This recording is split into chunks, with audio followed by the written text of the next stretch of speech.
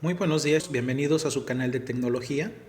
El día de hoy estaremos ensamblando un instrumento que es muy útil en la electrónica digital y en la programación de microcontroladores. Es esta herramienta que estamos viendo que es un probador lógico o punta lógica. Esta nos sirve para determinar los estados altos y bajos de las salidas de las compuertas o de cualquier otro circuito digital o de un microcontrolador. Es un instrumento muy práctico y además es muy fácil de usar, es muy útil, incluso diría yo más útil que el multímetro por las razones que estaremos viendo. Entonces vamos a empezar. Antes de armar el circuito, les voy a mostrar una simulación de una punta lógica que se encuentra en el software Circuit Wizard. En los archivos de demostración podemos encontrar esta punta que pueden ustedes construir fácilmente. Voy a mostrarles cómo funciona la punta en este simulador. Lo primero que tenemos que hacer es activar el simulador en el botón Run y podemos ver cómo la punta que está conectada en el circuito integrado 555 en el pin número 3 pues nos marca los niveles lógicos alto o bajo en los LEDs de la punta.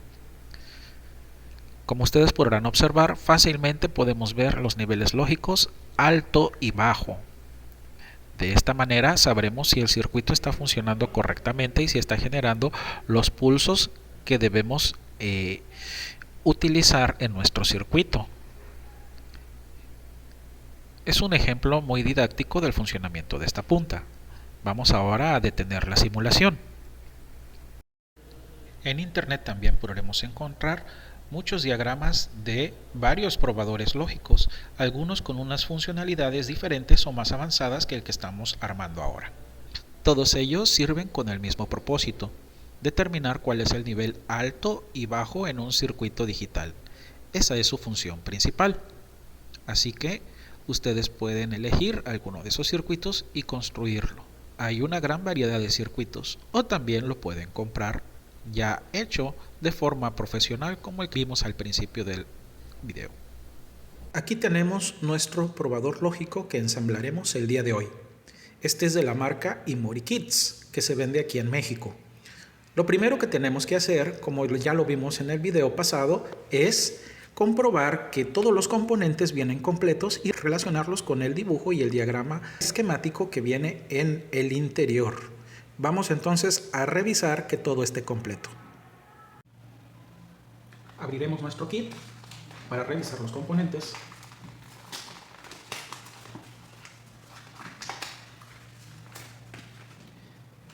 Y revisar que todo esté bien.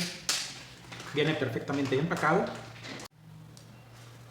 Aquí está el instructivo. Como podemos observar aquí en el instructivo, viene la lista de material, vienen unas imágenes de guía para ver cómo debemos ensamblar nuestro circuito y también la descripción de los componentes más importantes. También por la parte de atrás podemos observar el diagrama completo de nuestro circuito. En este caso consiste en un circuito comparador de ventana que utiliza un amplificador operacional doble. Vamos a revisar ahora los componentes. Este kit, como podrán observar, incluye un gabinete de plástico donde va a ir encapsulado el circuito que nosotros armemos. Viene su placa PCB, el lado de componentes y el lado de serigrafía por donde se insertarán los componentes para soldarlos. También podemos observar una bolsa donde vienen todos los componentes que se van a utilizar en el circuito. Estos son los que tenemos que revisar, que estén completos antes de armar nuestro circuito. Como podemos observar, ahí se encuentra el amplificador operacional, una base para el amplificador operacional, los dos caimanes, sus dos cables y los demás componentes que son resistencias, diodos y un switch. También tenemos los tornillos con los que se va a atornillar el gabinete. Una vez que ya comprobamos que todos los componentes se encuentran completos, procederemos a armar nuestro kit. Recordemos que para eso tenemos siempre que verificar que todos los componentes se encuentren completos y por lo general vamos a empezar soldando los componentes más pequeños, que en este caso son las resistencias y el diodo. Después continuaremos con la base del circuito integrado, los LEDs y finalmente ensamblaremos el circuito. Como podrán observar, aquí ya he soldado todas las resistencias en su lugar correspondiente. Vamos a proceder a cortar las terminales que se han soldado. Recuerden siempre hacer soldaduras limpias y brillantes para de esa forma evitar falsos contactos o soldaduras frías o soldaduras requemadas. Para ello es necesario que nuestro cautín siempre tenga la punta bien limpia. El siguiente componente será el diodo D1. Vamos a verificar y a respetar la polaridad del diodo que se va a insertar en esta parte. Insertamos nuestro diodo y lo procedemos a soldar. Siempre debemos respetar la polaridad de diodos y de capacitores electrolíticos, en este caso la polaridad del diodo. Ahí ya lo tenemos insertado y ahora sí vamos a proceder a soldar. Aquí ya he soldado el clavo que va a funcionar como punta de nuestro instrumento de medición. Ya nada más falta cortar las terminales y terminar de insertar los siguientes elementos, que son los LEDs, la base del circuito integrado y el switch. En el caso de los LEDs tendremos que revisar la altura a la cual se van a soldar. No debemos insertarlos hasta abajo. Ahorita veamos por qué. Primero insertaremos la base para el circuito integrado. Esta base tiene una muesca por la parte de arriba. Debemos siempre hacer que esa muesca coincida con la muesca que se encuentra en la serigrafía, para evitar que el circuito integrado lo vayamos a colocar al revés. De esa forma seguimos la guía, insertamos la base y una vez que ya la insertamos, procederemos a soldarla. Para soldar esta base de forma fácil, una de las cosas que les puedo sugerir es de que doblen una esquina, la terminal de una esquina y la terminal de la contraesquina, para que de esa forma la base no se suelte y podamos soldarla fácilmente. Ahora falta colocar los LEDs, el LED verde marcado como L1 y el LED rojo marcado como L2. Pero antes vamos a verificar que nuestra placa entre en la base del gabinete.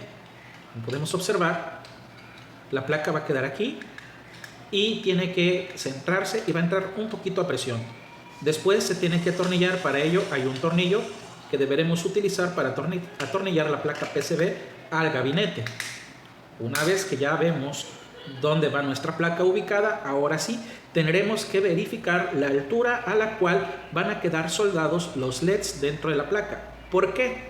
Porque los dos LEDs van a sobresalir y van a salir en la tapa del gabinete por estos dos pequeños orificios, para que nosotros podamos ver claramente las señales de alto y bajo que nos estarán indicando los LEDs.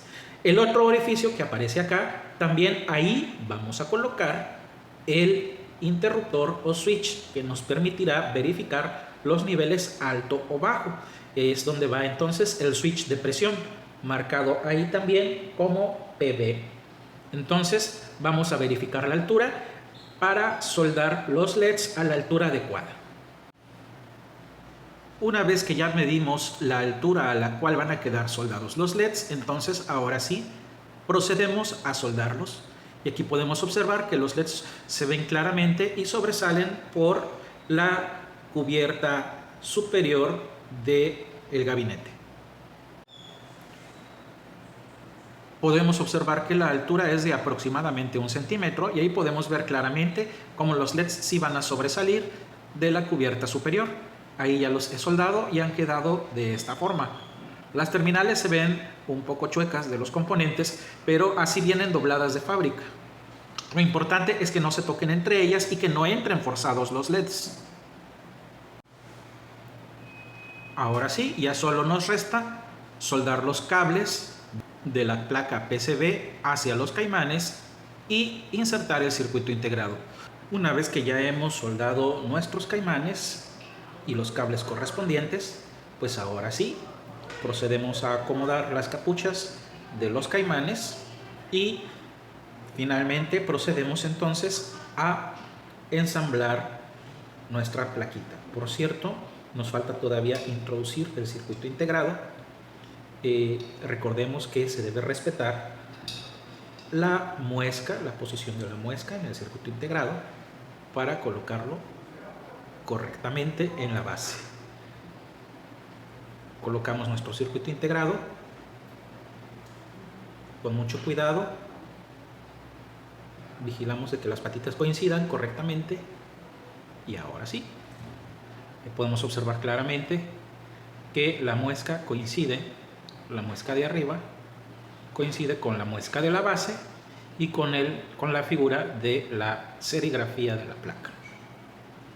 Y ahora sí, vamos a poner nuestra placa PCB en su gabinete y después procederemos a probarla.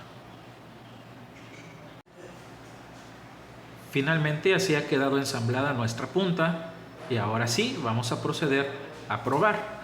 Lo que tenemos que hacer es alimentarla con la misma fuente de poder con la que vamos a alimentar nuestro circuito que vamos a poner a prueba y procedemos a hacer la prueba con nuestra punta, a verificar los niveles lógicos en algún punto que necesitemos revisar. Aquí ya he conectado el probador lógico a la misma fuente de poder a la cual he conectado también el contador del video anterior. Vamos ahora a proceder a utilizar nuestro instrumento y es muy fácil de utilizar.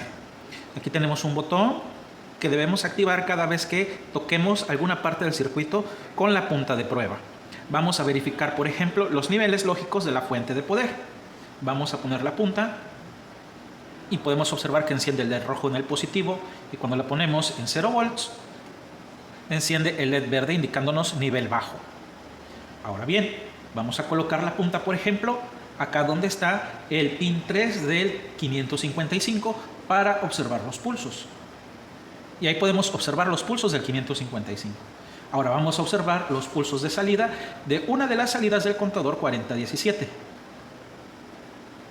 Y ahí podemos ver el pulso de salida de ese pin del contador 4017. De esta manera fácilmente podemos utilizar nuestro probador lógico para verificar circuitos digitales y ver si realmente está la salida con el nivel lógico adecuado, 0 o 1. Pues bien amigos, esto fue todo por hoy. Si tienen alguna duda, alguna pregunta, déjenmelo en los comentarios. Igual si quieren ver cómo ensamblar algún otro circuito en particular o algún kit, también déjenmelo en los comentarios. Muchas gracias por ver este video. No olviden dar like y suscribirse. Hasta la próxima.